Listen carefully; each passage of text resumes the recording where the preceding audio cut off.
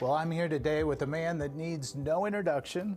Steve, it's so good to have you here with us on our final week of the GoPro series. Yeah. And I have heard through the grapevine that you were a little disappointed that you weren't asked to crawl through the caves and do the other adventure thing. No, that's not my thing at all.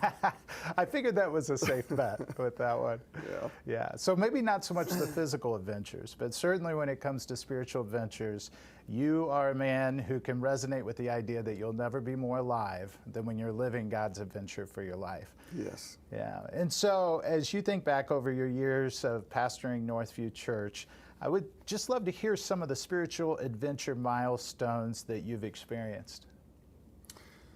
You know, certainly the one milestone that comes to mind immediately, Derek, was when we moved into the new auditorium in Carmel. Was 2010, and we were, there were people upset. They said it was too big of a step, too big a financial step for us.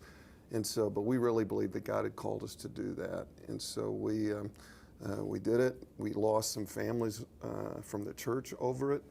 And, but then we moved in 2010, and one of the first things that we did was we decided to do our open baptism. We'd never done anything like that. To be honest, we didn't even know if anybody would come. It's like open it up and nobody's planning to be baptized.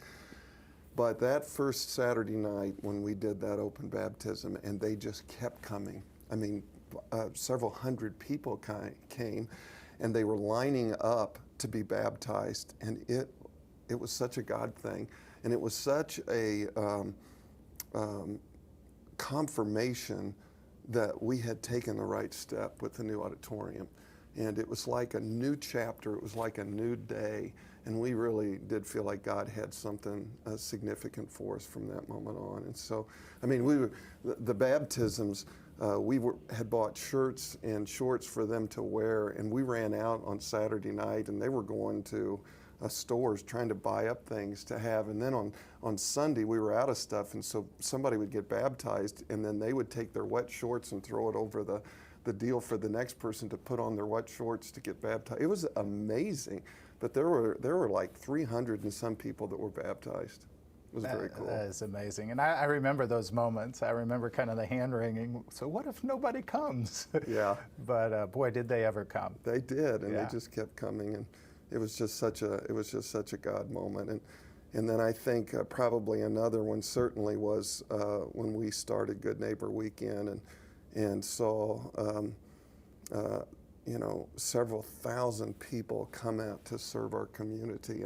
And I can just remember standing up there when we did a kind of the intro to send everybody out, and it was emotional for me to think, here we've got back then 10 years ago, I don't know, there were 3,000 that came that first year or something like that, and I'm thinking these people are going to go into the community and represent Christ. And it was just a very, very cool moment. Yeah, and that just didn't happen. I mean, that whole idea, it still is kind of, people are like, they're doing what? But back then, it really did not happen.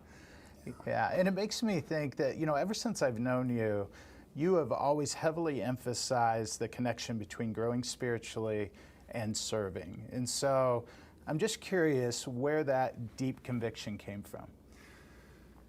I think when I first became a believer as a teenager, I dove into the Word of God. I remember I was given a living Bible, and I wanted to read the New Testament all the way through, and I was hungry for the Word. And James became my favorite book.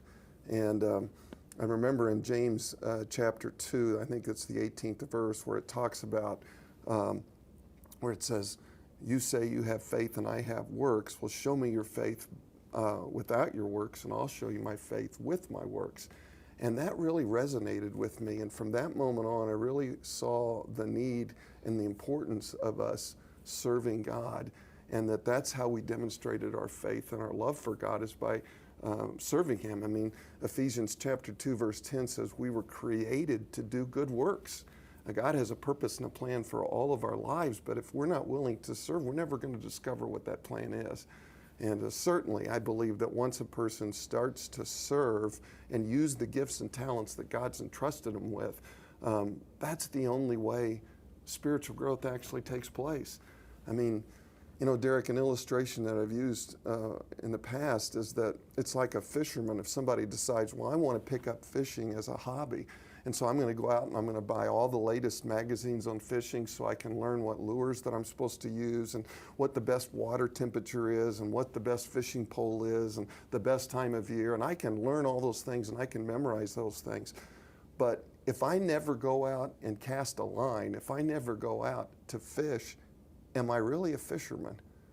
And see, I think the same thing is true in the church, is that, you know, I believe in the importance of reading the Word of God, but if all I ever do is just study the Word and read the Word, and yet I never put it to use, I never go out and use the things that God has given me, am I really a Christian?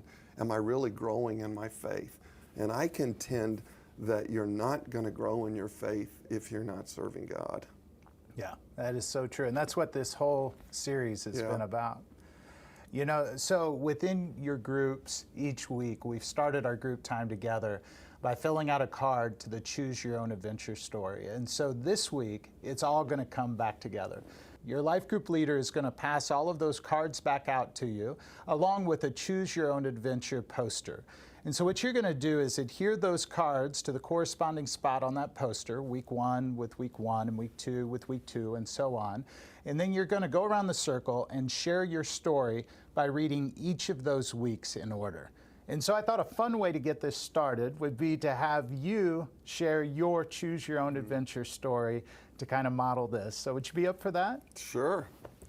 Great. I really, you know, Derek, going through this exercise was helpful for me. I mean, it's kind of like looking in a rearview mirror. You don't do it that often, but when you do, it's a good experience. And these questions really caused me to reflect on how I value some of the things I value and how I came to where I am today, actually. So I loved the exercise. So week 1, and 34 years ago when I decided to stop running from God and go into full-time ministry, I felt called to preach when I was 16 years old, but I didn't want to go into ministry. I wanted to be an entrepreneur and own my own business. So for years I tried to bargain with God that if He would just let me go into business, I would go into ministry later on in life. But it left me with a feeling of discontent. So I would start another business and say I was diversifying, but in reality I was just running from God. But then in 1986 I made the decision to stop running and to obey God by going into full-time ministry. And I've never been more fulfilled and feel like I'm right in the center of God's will for my life than now. Then the next week, one of the most memorable serving experiences for me was my first one. I was only 15 years old and a brand new Christian. I had just started attending our student ministry. It was the holidays, and they told me that we were going to be taking presents to some families that wouldn't have Christmas. And they asked me if I would play Santa Claus. As we went into the homes, I just remember the first home was not in good condition, and it was obvious the family was extremely poor. We brought boxes of food as well as presents for the kids. They asked me to put some of the things in the refrigerator. I can vividly remember opening up the refrigerator door, and it was absolutely full of cockroaches. I had never experienced anything like that before in my life, and it just rocked my world. And I've never been the same after that moment, and the importance of serving others. The third week was what breaks the heart of God, but also breaks me as well, would be kids growing up in poverty. Most of them have parents that absolutely love them and are doing the best they possibly can, but oftentimes they have to work 2 jobs just to provide food or shelter, and they don't have time to spend with their kids.